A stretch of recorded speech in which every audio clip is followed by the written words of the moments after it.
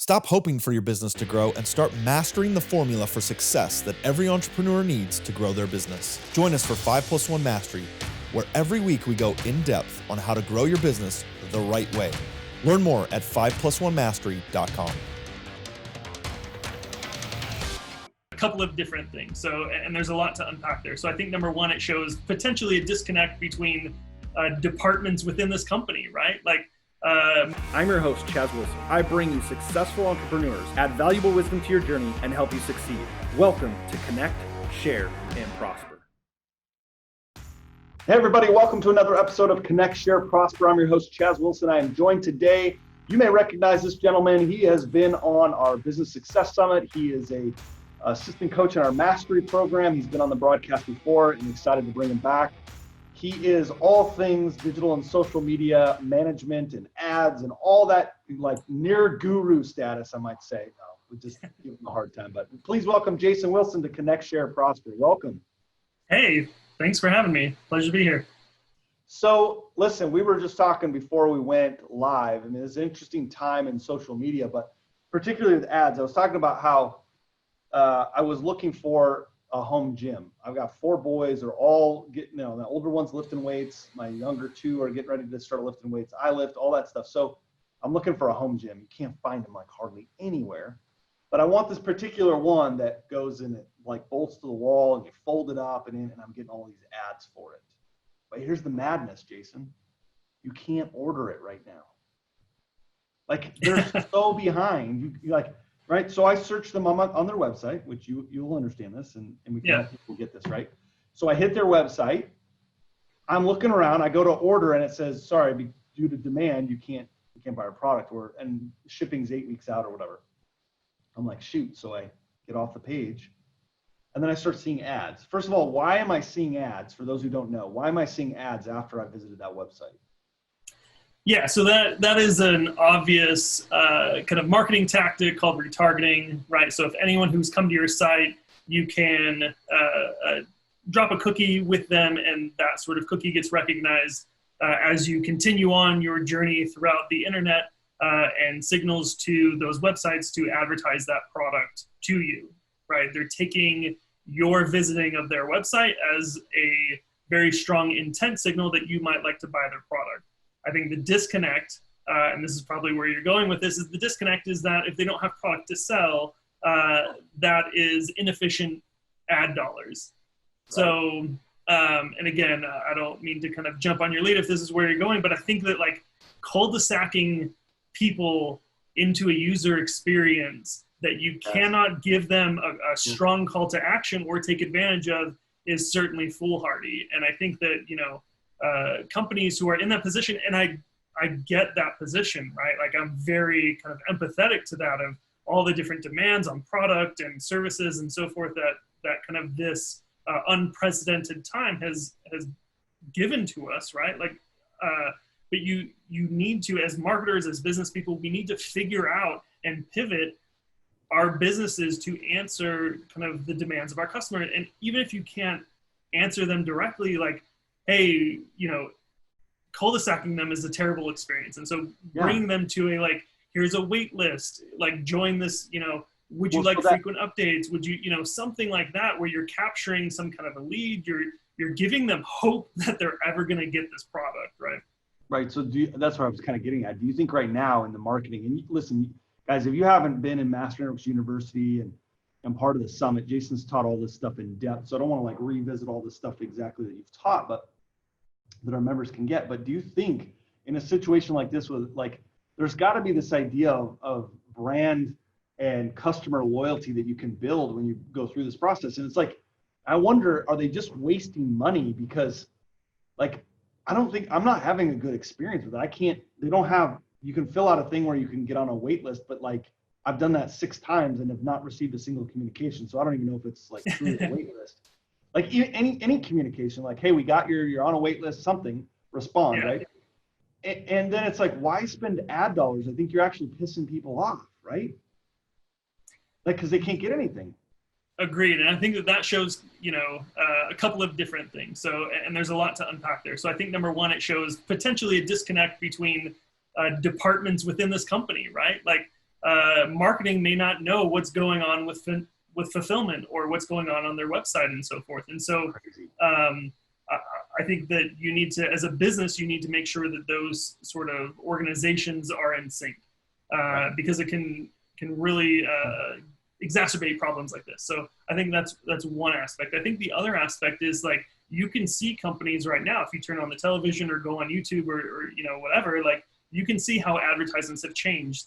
In fact, there is a somewhat funny YouTube video out there that did a supercut of all of these different ads out there. And it's like 4 minutes long, but it's like 20 different companies and they're all saying the same thing. It's all like, from 1987, we've been, your partner in blah, blah, blah. And we're in this together and we're never going to stop serving the customer. It's the same kind of language all across all these different companies. And so you can see them pivoting their message to match, what's going on kind of out in the environment, which is not only super important, but a really good way to sort of pivot your ad dollars in a situation when you can't deliver, because the last thing you want to do is give someone a terrible experience, because that's going to do some serious damage to your brand potentially if you can't recover.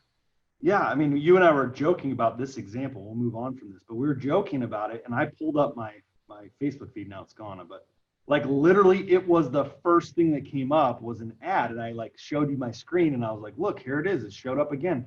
And I click on the comments because it has over 2,000 comments on this ad. And the very first comment is, I wish I would quit seeing these ads until you can actually fulfill your orders. It's like, I understand the complexity of a business wanting to stay in front of potential clients, but look, with this high unemployment and all that, it just makes you wonder, how could you get supply in and how could you hire new people and just try to keep up with as much demand as you can? Some businesses are experiencing that and some are not. Like home gyms right now are just, I went on Rogue Fitness and all these others. They can't keep up. Like they're all on hold because everyone's trying to do home gym stuff. I feel bad for gym owners now, right? So how do they pivot in their message? And so how do you take this experience, first of all, with a customer and walk them through sort of like, hey, I became aware of this thing and now I want to purchase it, and what that process is, especially when in a time like this? Yeah, so I think so you bring up an interesting topic. And so I think that there's a lot of people who are sort of familiar with the customer funnel, right? So you start with awareness, right? They have to know that you exist as a company if you want to do business with them.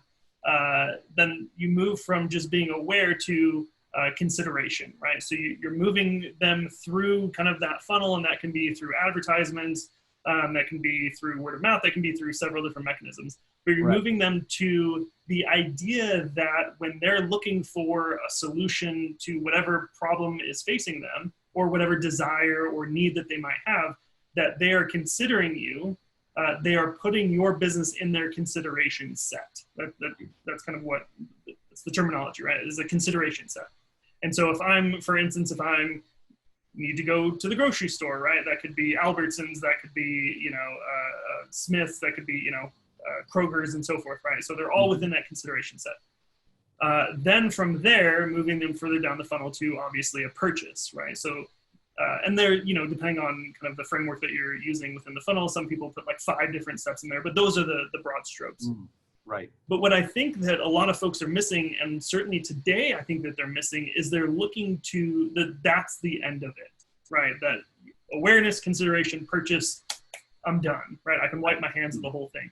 And I hope everyone's listening. I hope everyone's really listening to this, because taking all that work all the way to purchase right now and then just wiping your hands of it, you have such an opportunity to win right now. It's massive. 100%. And I think there's so many kind of businesses that are driven that way. And I think that for lack of a better term, that well was always producing water, right? And so they keep going back to that well. Well, that well might not be producing as much as it did before. And so you have to rely on your previous customers, your current customers. And in fact, there's a framework. I'm trying to remember the name of it. And so please forgive me.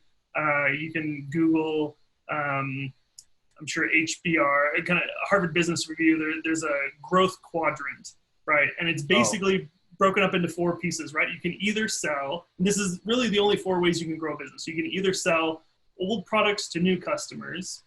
You can sell new products to old customers. you can sell new products to new customers or old products to old customers, right? Like Right. that's really it. And so if you aren't focusing on those areas of your business, or you're kind of burning your current customer set, not only are you like devastating your CRM, that's poor business, right? And so I think what I like to envision is you kind of think of that funnel and people moving through that funnel.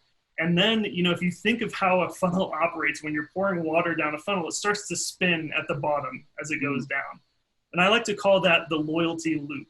I didn't coin that phrase. I think it's out there somewhere in the ether, but in marketing, right? But the loyalty loop, right? If you are giving your customers some sort of enjoyment when when they're interacting with you, product, service, whatever your business is, if you're giving them delight, they're likely to obviously have a good experience and be happy with that. Then they kind of move along. Then you can sort of upsell, you can cross-sell, you can resell. Like, there's so many opportunities. Let's just talk about how you get. So I think many times in business, people miss the simplest things that can give a customer a good experience, give them that delight, give them that. I was just talking about how I ordered a book. I got the book, and it's the whole unpackaging of the book kind of thing, right? Like, I get the book, I open it up, I've got all these other ads and things. I mean, heck, I got 10 different ads, right? I mean, but okay, so someone would say, well, gosh, they're marketing to me. Yeah, they are, but they've created like a whole experience. And it says, on the front, I'm not going to promote this right now, but it says like, the name of the book, and then it says, scan this QR code with your phone for a special message from the author. Like, it's not that difficult. It's just on the packaging. Like it's the experience that I'm having, where everyone else just sends a book in a manila envelope and goes, oh, hey, here's your book. Right. And like, I even talked to my team. I'm like, how do we have this kind of experience when someone opens up my book? Right. So yeah. I think when we say, customer, the delight, the experience, all that, like sometimes it doesn't have to be this grand thing to give a customer a really good experience. I couldn't agree more. And you can look in YouTube videos about like good companies that do that. Even the unboxing, like paying that much attention to just the packaging that it comes in. Is it a cardboard box with some, bubble wrap, which, don't get me wrong, bubble wrap is great, right? Right. It entertains the kids and so forth. But like, or is it like, you can see there's videos of like how elegantly the plastic comes off of an iPhone when you order it, right? Like, there's YouTube videos all dedicated to that. And I think that it shows that kind of attention to detail, because that attention to detail is really attention to the customer. And I think that that's where you win it. Something as simple as that, or I wish I could take credit for this, but it was a colleague that I was working with and kind of consulting with him on a client. And he pitched the idea of taking the advertising dollars that you're pushing out to the market to try to get new customers. And he said, why don't you take half that budget and create a thank you video from the CEO, like, hey, thank you so much for buying my product. You're spending money to, like, you could email that out, certainly, but how much more effective is it if you're scrolling through the Facebook feed, you see this video, you're like, oh yeah, I purchased from them, and it's, hey, thank you for your purchase. And that's it. Yeah, it's thumbs up. It's not like, hey, I want you to thank you for this purchase, and have you tried blah, blah, blah? But they do that naturally. People will come back, they feel good about that experience, and like, oh, I wonder what else this guy has to sell. And they actually, that thank you video, which had little to no call to action other than thank you from this company, had like a 40% increase in lead generation. Wow. And it was one of their more successful campaigns that they ran, and it was just a simple thank you video. And so I think we underestimate those types of things because it's not commonplace. I mean, you can really set yourself apart as a business by doing those simple things. So good. I mean, and I think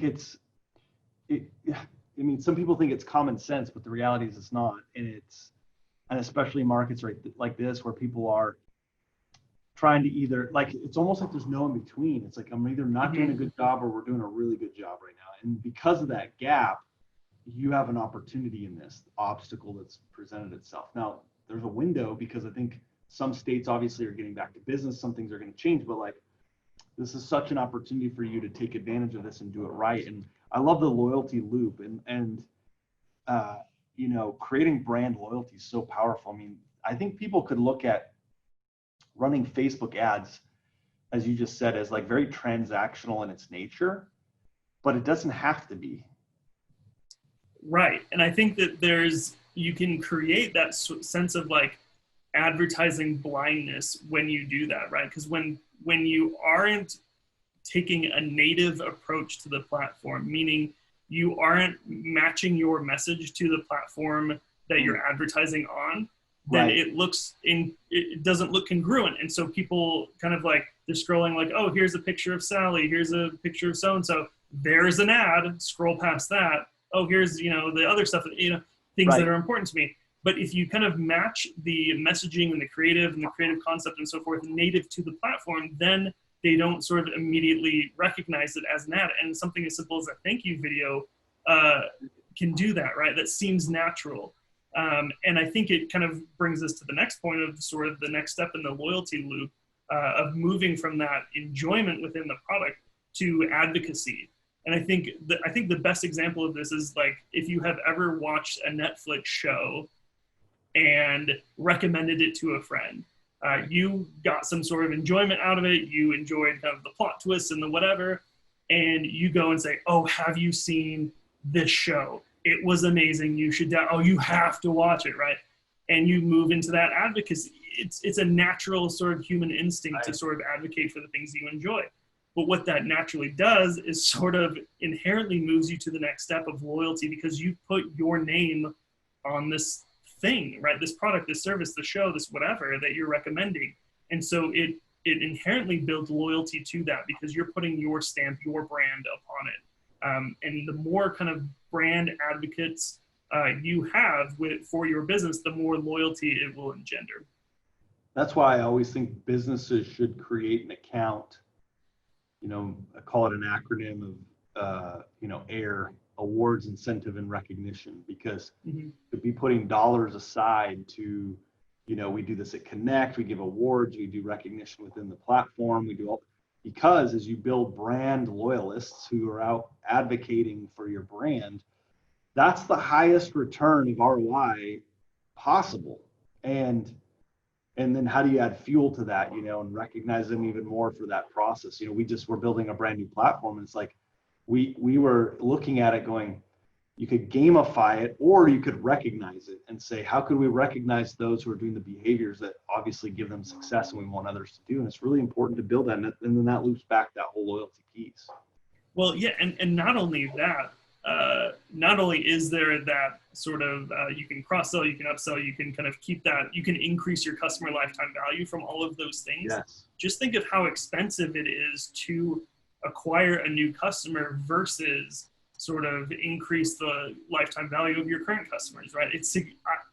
I would say I have yet to encounter a business where it's cheaper for them to acquire a new customer than to increase the lifetime value of the current customer. And so I think it's just more efficient. So, but I think there's probably not many people that argue with that, but then why do you think most businesses spend 90% of their time on acquiring new customers? Great question. I think because they assume that this loyalty happens automatic. I don't think they take the time to nurture. I think they just assume that, oh, well, they purchased, so probably if they need someone to remodel the house again, I'm sure they'll call me. I'm sure they had a good experience, and they just kind of leave it. They don't do that sort of nurturing process to get them to advocacy and loyalty and so forth. So that might be it. I'm sure there's a myriad of reasons why people kind of neglect this. There's reasons why people neglect all sorts of portions of their business. But I think that's what we're getting at is don't neglect the customer really on two fronts. That, if you can't fulfill, don't be making promises, right? So we had that with the home gym thing I was talking about. And then the current customers you have, how do you build that loyalty? And are you paying attention to the current customers? Twice a year I do a leadership retreat. That's the topic, and we don't always get it right, but we're always talking about how do we add more value to our current customers, because if I help them be more successful, I don't ever have to talk about my company. I don't ever have to talk about Master Networks because they're doing it. They're out there talking about it, and honestly better than I can, because they're a user of it, right? It's like, it's one thing when the company's saying it, you're like, yeah, you have to, and then you have the advocate who's saying it's like, whoa, okay, I'll listen up, right? It's a different way the message comes across. Well, yeah, and I think that there's two really good examples of that, right? So there's the sort of there's the advocacy in turning your kind of loyal and positive, or customers who've had a positive experience into brand advocates and brand loyalists, there's also this concept of like entanglement, right? Where you can get one purchase from them, and that's kind of easy to do. And then again, that's where like a lot of businesses stop.